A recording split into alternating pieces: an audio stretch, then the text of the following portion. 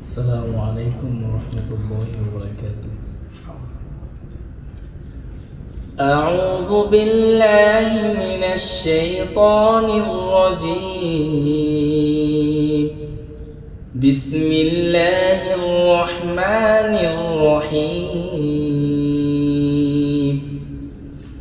فلما بلغ معه السعي قال يا بني إني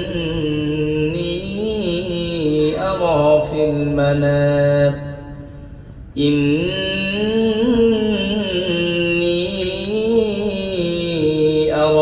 المنام أني أذبحك فانظر ماذا ترى. قال يا أبت افعل ما تؤمر ستجدني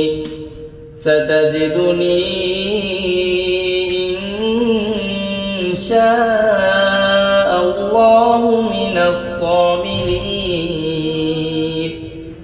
فلما أسلما وتله للجبين وناديناه أن يا إبراهيم قد صدقت الرؤيا إنا كذلك نجزي المحسنين.